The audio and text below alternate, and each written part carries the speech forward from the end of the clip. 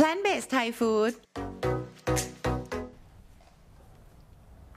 สวัสดีค่ะยินดีต้อนรับเข้าสู่ซีรีส์ Plant-based Thai Food นะคะเราก็อยู่กับ2ผู้เชี่ยวชาญนะคะ2ท่านเดิมเลยนะคะคือคุณจูเลียนาเฮเวอร์กับคุณเรย์โครไนส์นะคะซึ่งเป็นผู้เขียนหนังสือเล่มนี้นะคะ Plant-based Nutrition ค่ะซึ่งในวันนี้นะคะเราก็จะมาคุยถึงประเด็นเรื่องของการทานอาหาร Plant-based สำหรับนักกีฬาค่ะแล้วนักกีฬาเนี่ยนะคะเราก็จะแบ่งออกเป็น2สายนะคะก็คือนักกีฬาที่เป็นสายเขาเรียกว่า endurance นะคะก็คือนักกีฬาที่ใช้พลังงานต่อเนื่องนะคะเช่นคนที่อาจจะวิ่งมาราธอนหรือว่าอัลตร้ามาราธอนนะคะว่าจะทานอาหารยังไงดีถึงจะสามารถแข่งขันได้นะคะชนะด้วยแล้วก็ไม่ขาดสารอาหารอีกสายหนึ่งคือสายที่เรียกว่า strength นะคะก็คือนักกีฬาที่เล่นกล้ามยกเวทนะคะก็เดี๋ยวจะมาถามเขาเลยค่ะว่าถ้าเกิดกินเฉพาะพืช 100% เนี่ยจะสามารถสร้างกล้ามได้จริงหรือเปล่าค่ะเดี๋ยวเราจะมาเข้าคำถามเลยนะคะสวัสดีค่ะสวัสดีค่ะ so we would like to ask you, for people who do a lot of sports, which in Thailand, running a marathon is very hard right now. New people are coming into marathon, but they're not sure what they can or cannot eat. You know, are they going to be well nourished during the long, especially for people who do ultra marathon, who really need to be nourished and lose weight at the same time. I have a friend who's competing for an ultra marathon and he needs to lose 10 kilograms but still have to eat a lot and train morning and afternoon. So for endurance, plant-based for sports, endurance in sports. Well, eating a whole food plant-based diet while participating in sports, while training and performing is actually optimal because you're getting a more nutritionally dense diet and it's harder to overeat, to eat too many calories, but you're going to get enough to sustain you. And you might be incredibly surprised at how little you need to eat more when you're training in these circumstances, particularly if you have weight to lose. Wow. So for people who do marathon, what type of food should they pack with them? Or even should they eat daily if they're training? Can they eat a lot of oil because they're exercising a lot, or they shouldn't? I don't recommend they include oil. I mean, unless you're severely underweight, and there's like very few circumstances where you need to boost up the oil. Really, we want people to eat vegetables, fruits, whole grains, legumes, mushrooms, nuts, seeds, herbs, and spices. And that's it. And you could eat those in infinite different combinations, and that will fuel, not only will it fuel your activities and your performances, but will help you with the recovery because you're flooding your system with very powerful phytonutrients that help aid in getting rid of those oxidants and the free radicals that form during exercise, and it really helps with the recovery process. Running a marathon doesn't take that many calories. It's only around 2,600 calories. It's less than a lot of meals are, one meal a day. What running a marathon is really about is training the body how to use the resources it already has. So we're trying to increase the amount of oxygen that we can extract from each breath. That's called an increase in VO2 max. And then the other thing the body needs to shift to burn a little more fat earlier in the run. If you run really intense, for any marathon runners out there, they know if you go above a certain pace, you're going to bonk. You're going to run out of fuel early. Even though you have plenty of body fat and a lot of energy, your body is not efficient at switching from one to the other. So it turns out that one strategy people do is they completely restrict the starches and fruits and they try to run on just fat. The advantage is that you don't have to switch over, so you're not going to bonk in the same way. The disadvantage is your performance is always going to be lower.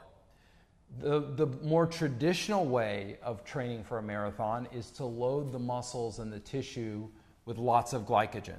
So these are going to be starchy foods and fruits.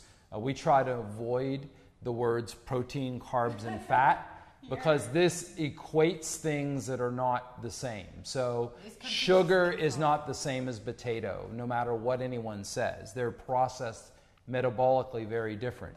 So, you know, a runner is going to want to eat plenty of starches so that they replenish the glycogen that's in their legs or muscles. A weightlifter wants to have very explosive moves.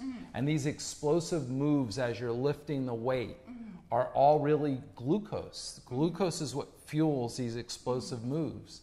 And then as well, everyone knows about the connection between starches and fruits and insulin. Right. But insulin's also a very, very big anabolic hormone. So insulin actually is, many bodybuilders abuse insulin and inject insulin to grow faster. It's a very common thing to do.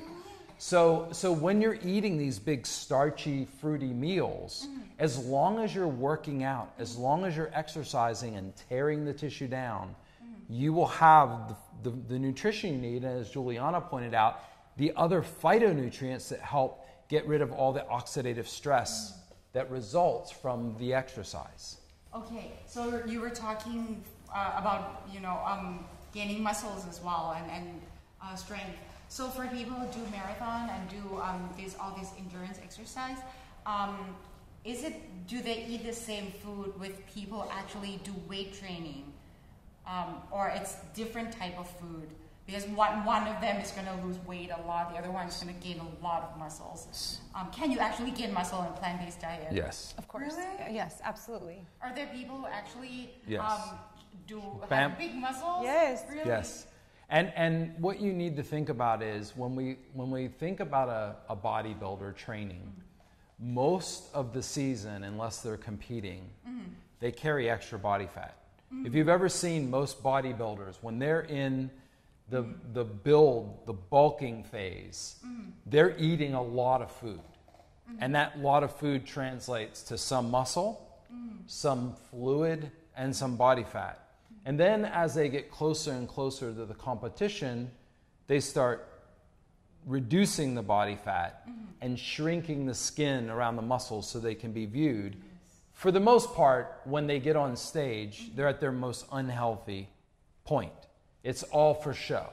So it's hard to really compare that. If you're the average person that just wants some larger muscles, just to look more fit, then you can, then you can eat a plant-based diet, work out in the gym, and you will. If you're not losing weight, you'll see that you start putting on muscle mass. You should really measure with tape measure, not just with the scale, because the scale will measure everything and not really see the change in volume.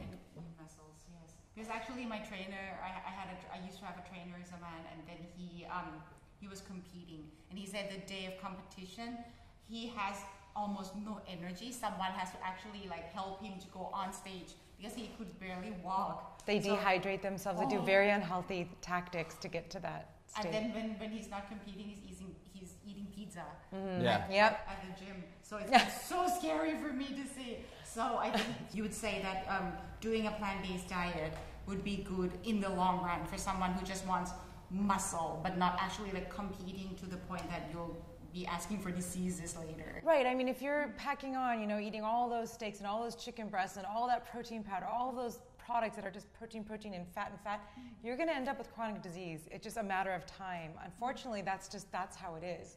And the more of that stuff that you're putting in your body, you're also swapping out for the healthy vegetables and fruits and grains and legumes that you could be eating instead, which is also kind of a secondary factor. So ultimately, you want to think about the long term, because how long are you going to be competing for anyway? Right. So you'd say, in conclusion, you'd say that going on plant-based whole food diet would be for people who actually, are sporty and they won't lose anything. Do they have to do vitamins, or they have to do peak golf just like everyone else? It's right? the same. Everything's as the same as everyone. And there are many, Scott Jurek, Rich Roll, there are many endurance athletes out there that have done incredibly well. Matt Frazier at No Meat Athlete. There are a number of blogs and podcasts that are dedicated to this kind of endurance running. And without a doubt, the plant-based guys do very, very, very well. They are lean enough, but muscular enough to really compete, because you don't want to be too big. If you're same with the bodybuilding. There's a lot of bodybuilders that are doing it strictly on plants, and they're very effective. And they're all over the internet too, so you can kind of watch for them. And they build big muscles on plants, They are, but yeah. healthfully, yeah. And they're very cute. Yes. The way they eat. Yeah. So yes, one of them that you check out is Patrick Baboonian. He has very big muscles, but completely vegan. He was a world's strongest man at one point, right? World's strong man. Yes. And one actually my most favorite on Instagram to go and check out, you know, because he always come out and say, oh, just waiting for protein deficiency to set in with all the big muscles. So yes, please check that out. Then we have recipes coming out, so don't forget to check that out as well. ก็อย่าลืมนะคะสำหรับท่านที่อยากออกกำลังนะคะไม่ว่าจะแข่งมาราธอนหรือว่ายกเวทนะคะเดี๋ยวเราจะมีในคลิปต่อไปนะคะจะเป็นคลิปที่เกี่ยวข้องกับเมนูอาหารเนี่ยค่ะเพราะฉะนั้นก็อย่าลืมนะคะในคลิปถัดไปค่ะ2เมนูสำหรับนักกีฬาค่ะแล้วถ้าชอบข้อมูลนี้นะคะอย่าลืมกด subscribe นะคะกดกระดิ่งเตือนนะคะจะได้ไม่พลาดสำหรับคลิปถัดไปค่ะสำหรับคลิปนี้ขอบคุณมากเลยค่ะสวัสดีค่ะ สวัสดีครับ